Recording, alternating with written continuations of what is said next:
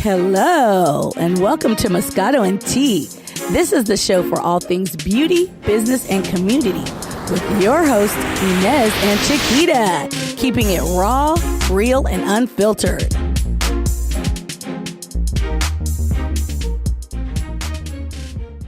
So, morning, lady. Good morning. How are you? I am good. How are you? I'm good, thanks. Yeah, you're awake? I'm awake. You know, you work hard, you hustle hard. You know how it goes. I know. So let's get to this. Today, you guys, you know, we're here, you know, at Moscato and Tea. We're all about fun. We're all about having a good time. But, you know, there are things going on in the world that sometimes you have to take a moment to stop and kind of discuss. And so, due to some events, personally, I'm not going to get into too much detail because I don't want the family yet. You know, this is a very new kind of thing, but due to some things, we're going to talk about suicide and how we can prevent suicide. What can we do? How can we stop the stigma of suicide?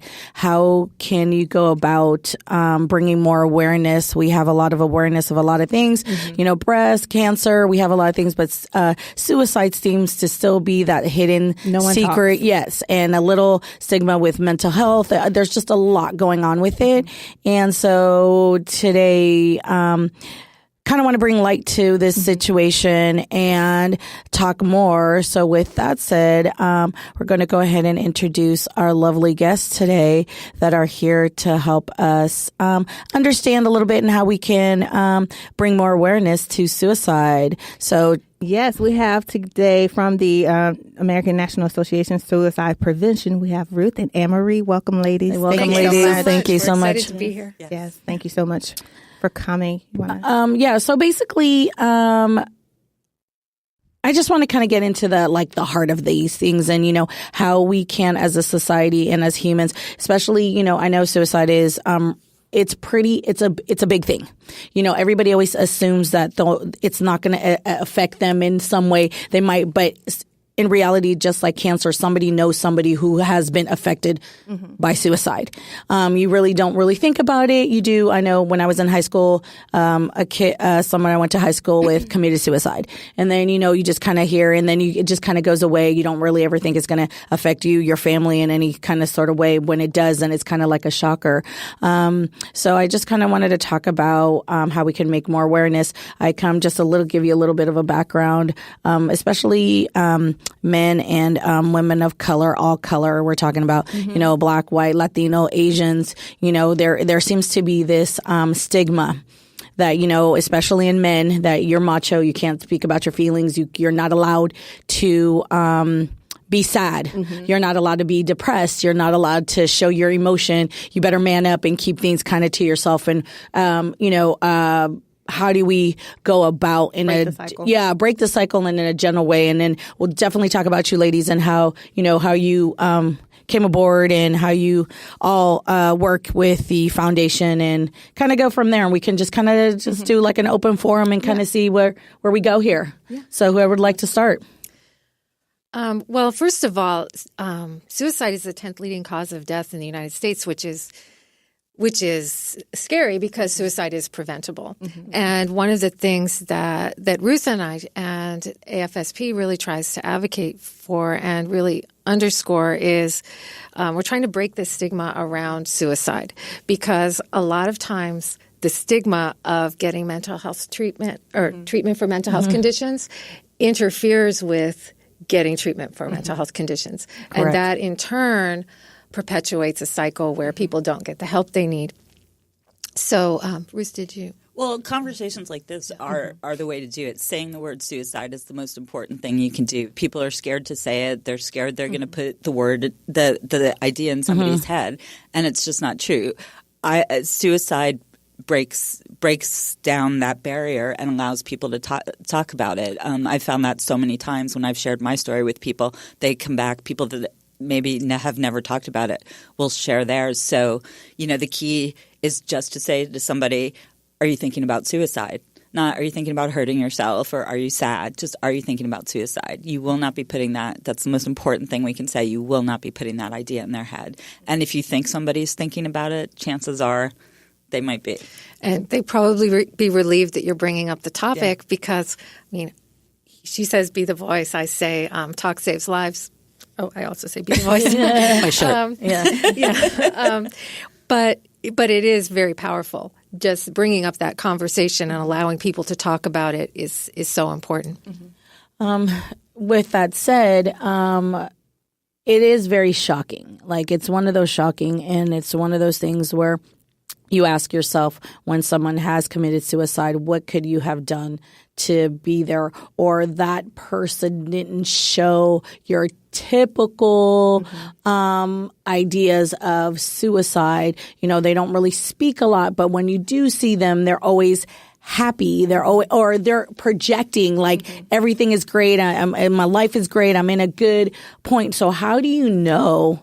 Or how can you, is there signs, is there signals, is there wording that they might say or conversation that might give you a signal to be like, wait, you just might have cut a word that I might have not catch. And, you know, in regular conversation, when you're just talking to somebody, they may be trying to communicate that they're unhappy, but they're just doing it in a happy way that you might be able to catch. Yeah. Well, as it turns out, some people are more at risk for suicide than others, and it can depend on health factors, mental health conditions that someone may have, as well as serious or chronic health conditions, medical conditions that they may have.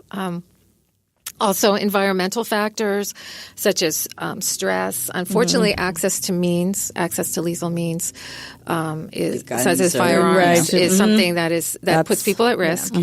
And historical factors. Research has found that, for want of a better description, suicide tends to run in families, and so. Like when you go to the doctor and they take your health history, it's important to be open. And when you talk to people, it's important to know that it runs in the family. There are some specific warning signs, and usually they manifest themselves in terms of talk, behavior, or mood. So if you hear somebody say, "I don't want to live anymore. I'm a burden to other people." Why does this even matter? I'm not that important. So people will take it. Yeah, people will explicitly say, "I feel like killing myself," and never let that go. I would say never let that go, because that type of talk is important. In terms of behavior, you may see someone abusing alcohol or drugs more. Okay, doing searches. That was definitely a. Yeah, there's a new software. There's a software program. It's actually called GoGuardian, and it goes on Chromebooks at schools. School districts can purchase it, and it monitors. When you log on to a Chromebook, you have to use a specific logon, and it will monitor and give back to the administration any searches that would indicate that a student is likely to participate in self-harm or looking at stuff, because sometimes people will search for stuff about suicide. Right. Okay. Sleeping, changes in sleep patterns, saying goodbye, giving away possessions. That's a big one. Okay. Giving away important, one of the things, meaningful possessions. And you had, I know, Ines, you had said about you don't always see the signs, because, you know, I lost my college-age brother to suicide many years ago. And one of the things we found out afterwards was that he had been giving stuff away, but he didn't say that to his brothers and his sister, because we would have noticed. So sometimes the people that see the signs are not the people. Okay. The signs are guarded. Right. And there's also changes in mood if you notice someone is depressed. But there are people that hide it. I mean, there's only so much another human being can do for another human being. Absolutely. And if someone's determined to kill themselves and isn't showing signs, you know, you can't spend your life worrying about what you missed. Right. Correct. I think that's another thing where you just kind of go through and you're like, what could have, should have, how could it, that's the, you know, that as being, you know, if you're like someone who comes from a family of survivors, like, you know, how do you deal with that afterwards? Because, you know, at the end of the day, it does affect, it's just a line and it affects everybody. I mean, here you are, it's been over 30 years and it is still affecting you in a way that you're just like, wow, you know, it's still so, you know, very touching. So our goal is, especially, you know, I know teenagers, adults, you know, it's at this point, I would say suicide does not know race, gender, sexuality, religion. It does not. It does not culture anything. I think that's really important. I think people really need to understand that suicide will affect anyone the way cancer does, the way any other illness that it is. It'll affect you in that kind of manner. And I think, like you said, having an open dialogue and talk. Another question of mine would be, if someone who is in the mode or is thinking suicide how could they go about, knowing, just realize I know like I said, I know we're a lot of fun and we're a lot of things, but we also are very serious. And we're doing this to let everyone, all of our listeners know that there is another way, that there is help for you. That, I always say this, my motto is this: you were born for a reason and you're here to be in this world, regardless of how you may feel, but you're a soul here to be here to do things. And that, once you're gone, that's a piece of of life and earth and everything that's missing. So to be able to realize that your self-worth is worth being here, is really important. And these ladies are here to help you guys figure out ways. It doesn't matter where country you're in or you're listening at us in or where you're from. Please feel free to find a way to go ahead and get support and help. I mean, we're here in LA. Yeah. So we're going to, kind of figure it out here in LA, but I'm sure there's chapters, there's anywhere you can look at that you may find. So somebody out here in LA who's in this area who might be thinking about this and is looking for help, but doesn't know where to reach out because they don't want to talk to their friends or family. How can they go ahead and go about this? Well, the first thing that I would say that we just as a community need to do is, we need to recognize that this is a mental health issue and it falls under a health issue. Yes. And just as, for example, when I go out and train schools or communities, one of the things I say is, if you had a fever, what would you do to put your fever down? Right. Would you go for a walk? Would you just try to shake it off? Would you get more sleep? Would you not talk about it? No, you would take active treatment. You may go to the doctor. You may take an aspirin. You may even take an ice bath, but you're going to do something to get that fever down because it is treatable. We need to put these feelings of depression and other mental health conditions. We need to realize that these are the underlying causes of suicide, and to treat those.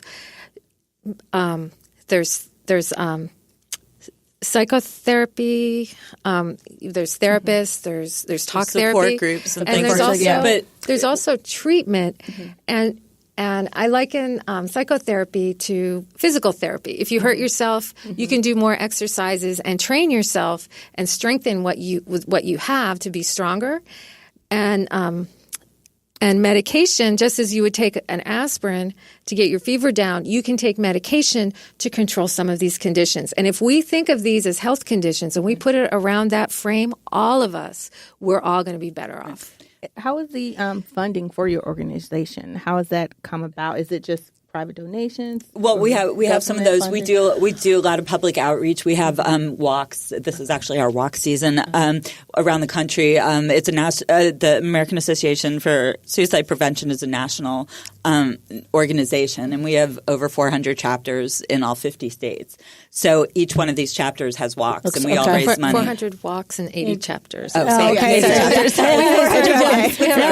a lot of chapters. No, and then I love the fact that you said it is a mental health and we need to treat it like anybody else. Like when somebody has cancer, what do? We just go out, we walk, we protest, we try to do everything. They fight. Exactly. This is the same thing. If you're mental health, I think I think there's a lot of our government. The funding for all of this, the stigma behind all of this is now not allowing people to get the help and what they need and what it is. So with this walk, let's talk about this walk and how we as a community can help raise awareness and, participate and let us know just as important as we have, breast cancer month. We should suicide prevention, mental health. This is suicide prevention month.